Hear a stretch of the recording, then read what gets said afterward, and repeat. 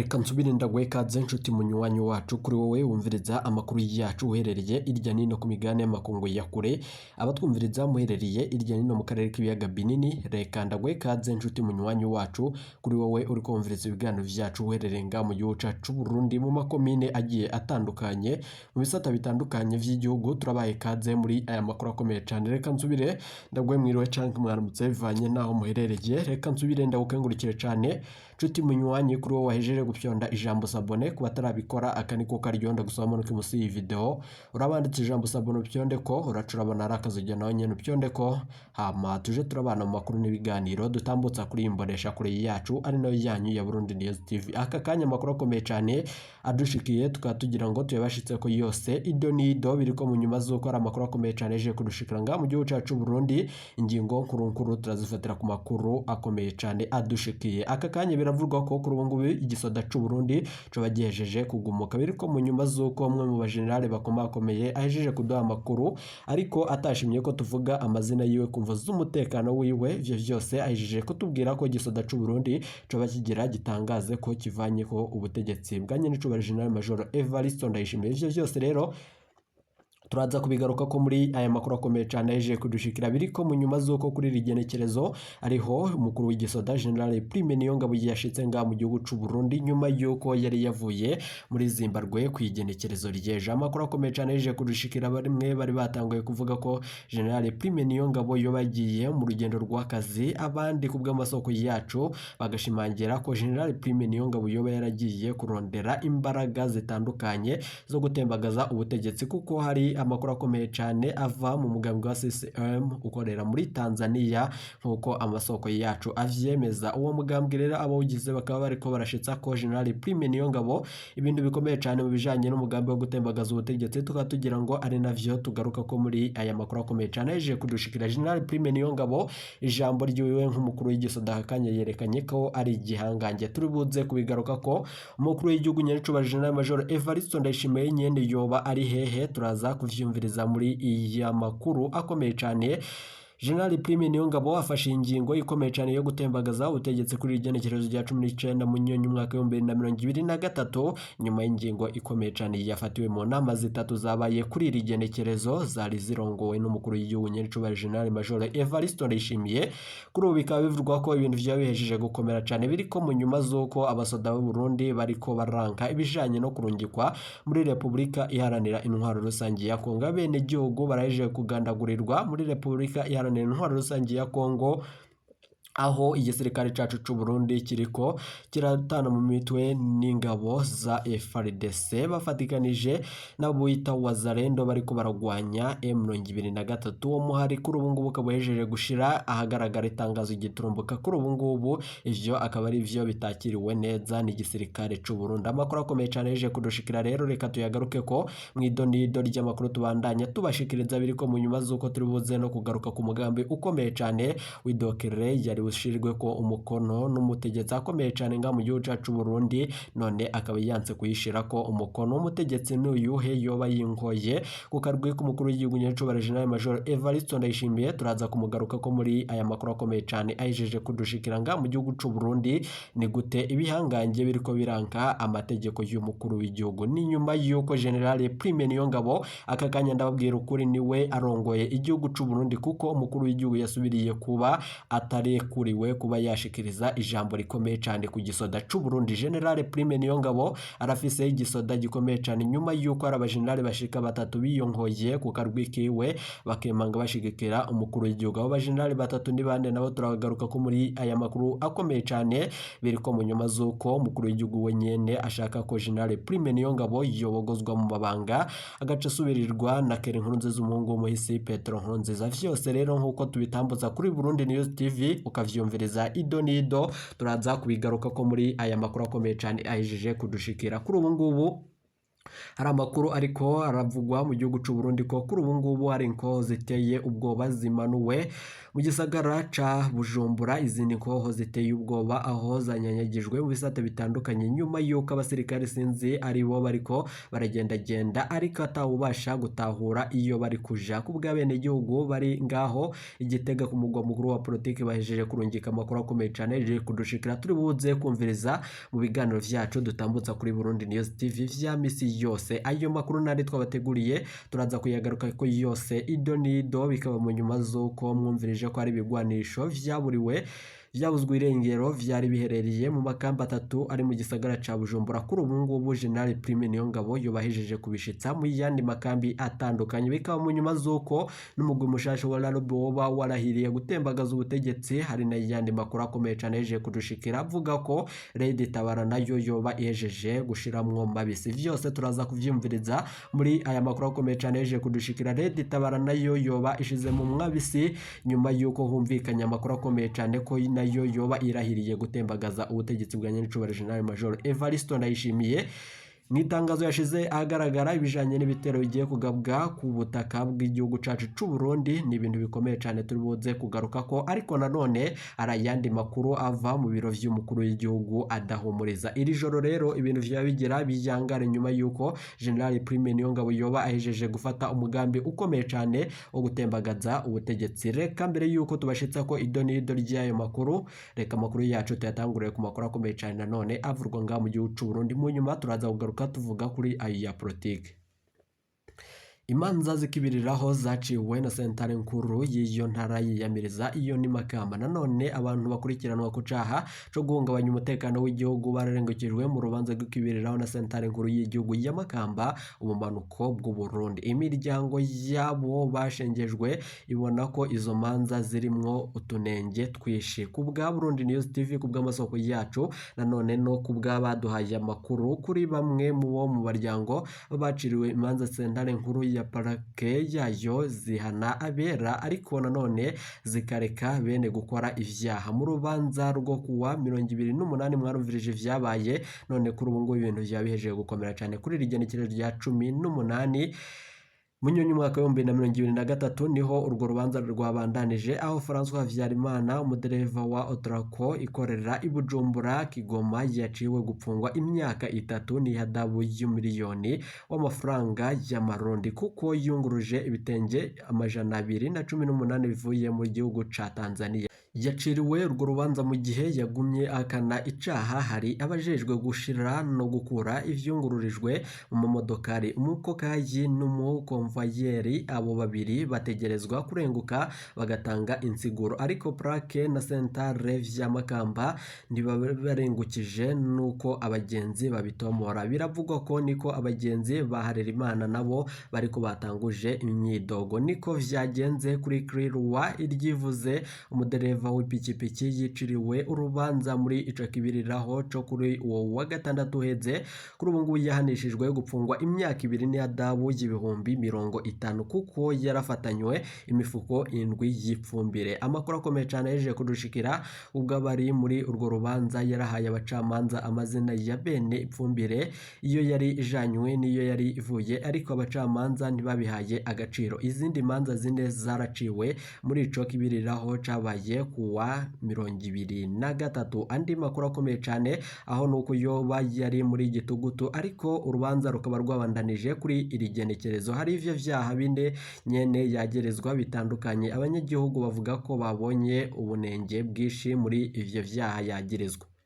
Nk'akarorero uwuvunja amafaranga Jean Nkurunziza hampande yo gupfungurwa no kuriya dabu telefoni yiwe ngendanwa n'amafaranga ibihumbi 240 y'amashiringi vyarafashwe. Uwitwa Ozar Ndayishimiye nawe nyene yaraciriwe umunyororo n'ihadabu kuko yafatanywe isabuni omo y'amagendo. Ikamyo yari itwaye hamwe n'isabune itarishe vyashizwe mu minwe ya leta. Uwitwa Ananias Bayubahe acirwa umunyororo n'ihadabu Dadabu ariko imodokari yo mu bwoko bwa Probox yari yunguruje ipfumbire sentare yafashe ingingo yo kuyisubiza mweneyo. Imiryango y'abaciriwe imanza iriyamiriza guhengama kw'iyo sentare y'intara ya Makamba. Izo manza ziciwe nyuma yaho umukuru w'igihugu nyenicubahiro General Major Evariste Ndayishimiye yari yasavye abarongoye amasentare bose gufata abantu bose bagirizwa guhungabanya umutekano w'igihugu. Amakuru akomeye cyane yeje kudushikira yandi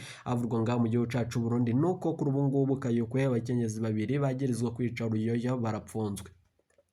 Irakoze Josiane w'imyaka 19 apfungiwe mu gashoka komisare y'igipolisi ca komine ya Kayokwe mu ntara ya Mwaro hagati mu Burundi yagirizwa kwica Ruyoya yavyaye. Amakuru akomeye cyane yeje kudushikira wundi mukenyezi yagirizwa kugira uruhara mu rupfu rw'uwo mwana nawe nyene arapfungiwe muri ako gashi. Igipolisi co muri iyo komine kiremeza ayo makuru. Inkuru ya Burundi News TV vyabaye ku munsi wa gatatu uheze nyuma yuko yikekwa ko ubwo bwicanyi yaragwarije nyina wiwe mu bitaro vyo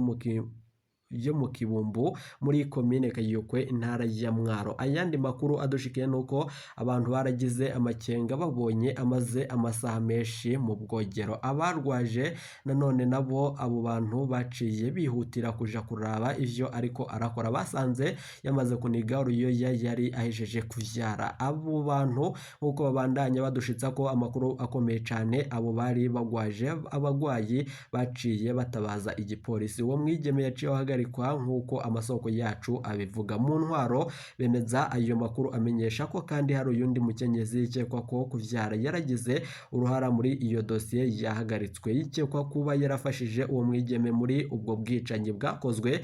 Ariko nanone n'ibintu bikomeye cyane kandi bibabaje cyane, bose bapfungiwe muri komisariya y'igipolisi ca komine Kayokwe. Ayandi makuru twababwiye mu mfinyofunyo na makuru akomeye cyane abayeje kudushikira ngaha mu gihugu cacu Burundi, biriko mu nyuma zuko hari indyane zitandukanye ziriko ziribonekeza ngaha mu gihugu cacu Burundi nyuma yuko uburongozi bw'u Burundi butariko burakora neza nkuko bikwiye. Hari amakuru akomeye cyane tugira ngo tubashitse ko yose idonido biriko mu nyuma zuko General Prime Niyongabo ahejeje gufata ingingo ikomeye cyane yo gutangaza ko ubutegetsi bw'umukuru w'igihugu nyenicubahiro General Major Evariste Ndayishimiye bukuwe ko nyuma yuko General Prime Niyongabo avuye mu gihugu ca Zimbabwe kurondera inguvu nkuko amasoko yacu avyemeza. Hari umugambwe wa CCM ukorera mu gihugu ca Tanzania wahora utanga amategeko mu burongozi bw'u Burundi, kuri ubu ngubu hejeje kohereza intererano mu gisirikare c'u Burundi nyuma yuko General Prime Niyongabo yari yakiriye uwaserukira uwo mugambwe mu buryo bw'ibanga bukomeye cyane.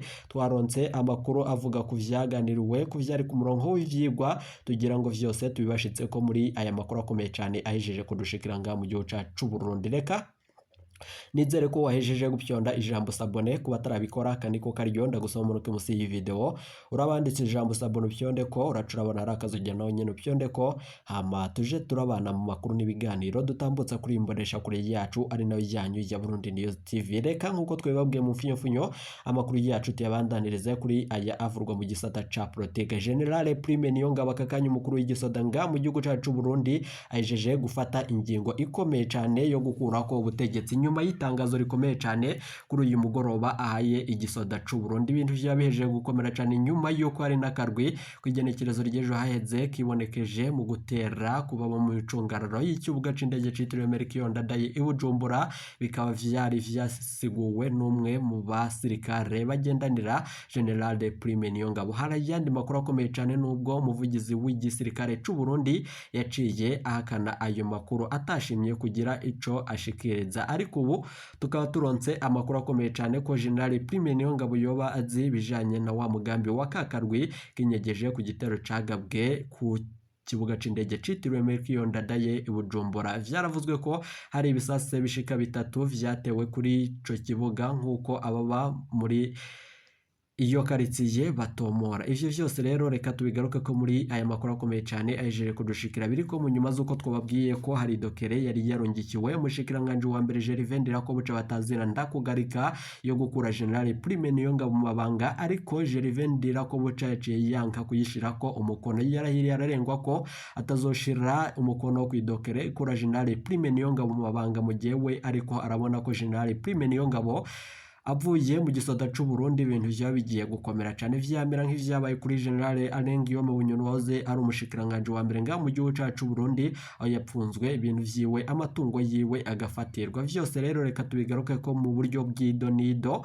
biriko mu nyuma zuko hari ibindi bihangange vyibonekeje mu mugambi ukomeye cyane wo gutembagaza ubutegetsi kuri ubu ngubu inama giturumbukireka irabera mu biro vy'umukuru w'igihugu irahejeje gufatira ingingo ikomeye cyane ivyo bihangange bikaba mu nyuma zuko hari n'iyindi nama yakozwe n'igisoda nyuma yuko General Prime Niyongabo ashika ngaha mu gihugu cacu c'u Burundi avuye mu gihugu ca Zimbabwe ivyo vyose rero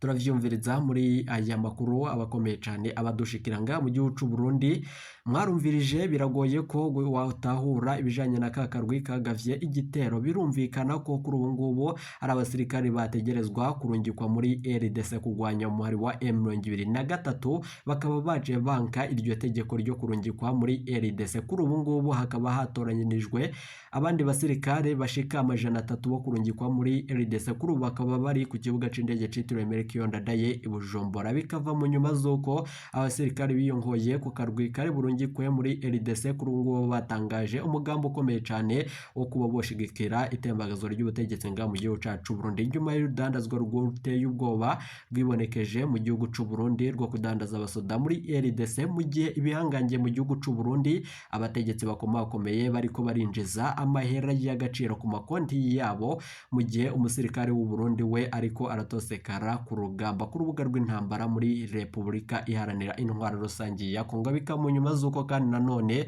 abakongomani batariko baranezerezwa n'abene igihugu bacu bavuye ngaha abasirikare b'u Burundi bavuye ngaha baja kugarukana ayo mahoro n'umutekano nk'uko abene igihugu b'abarundi batuye muri Repubulika iharanira intwaro rusange ya Kongo babishikiriza baravuga ko abasirikare bavuye mu gihugu cacu c'u Burundi kuri ubu ngubu amagara yabo ageramiye ni nyuma yuko abakongomani bariko barabazanamwo amoko birikekwa ko kuri ubu ngubu nabo barashobora gutangurwa kwica ni nyuma yuko na Wazalendo insoresore ziriko zikwaje ibigwanisho ziriko zirangana M23 nazo zihejeje gukora amabi akomeye cyane ivyo vyose tuzobigaruka ko mu makuru yacu idonido reka nsubire ndagukengurukire cyane inshuti munywanyi kuri ubu wahejeje gupyonda ijambo sabone ku batarabikora kaniko karigenda gusoma no munsi iyi video urabanditse ijambo sabone upyonde ko uracurabona ari akazi ujyana nyene upyonde ko hama tuje turabana mu makuru n'ibiganiro dutambutsa kuri imbonesha kure yacu ari no yanyu ya Burundi News TV itegeko giturumbuka ryo kurungika itangazo ku mugambi wo gutembagaza ubutegetsi ku radio n'imbonesha kure vy'igihugu vyo bigiye gushirwa mu ngiro nyuma yuko General Prime Niyongabo akakanya ariko arafise umubonano ukomeye cyane hamwe n'umukuru w'iradio n'imbonesha kure vy'igihugu mwibanga ntangere turonse amakuru akomeye cyane turubuze kugarukaho kandi tukabashitsa ko yose idonido haraniyandi makuru akomeye cyane duhejeje kuronka kubijanye n'umugambi wo gutembagaza ubutegetsi no kugandagura umukuru w'igihugu nyacu wa General Major Evariste Ndayishimiye nyuma yuko ibihangange bikomeye cyane bihejeje gufata ingingo ikomeye cyane Reverien ndi kuri yo umunyamabanga mukuru ku rwego rw'igihugu yoba ari hehe vyose turabigaruka ko muri aya makuru akomeye cyane aje kudushikira itangazo giturumbuka ryo barivuye mu biro vy'umukuru w'igihugu rivuga ko General Prime Niyongabo yobahejeje kuba akurwa mu mabanga akaba yoba agiye gusubirirwa na Keri Nkurunziza naryo turaza kugaruka turishirako kandi turivuga ko muri aya makuru yacu aza reka ndagukengurukire cyane inshuti munywanyi nizere ko aho uri wumviriza ibiganiro vyacu umerewe neza igihugu c'u Burundi kirahejeje gukorwamwo ibikorwa bitandukanye biteye ubwoba muri politike ivyo vyose rero ntuje kure iyi ni Burundi News TV.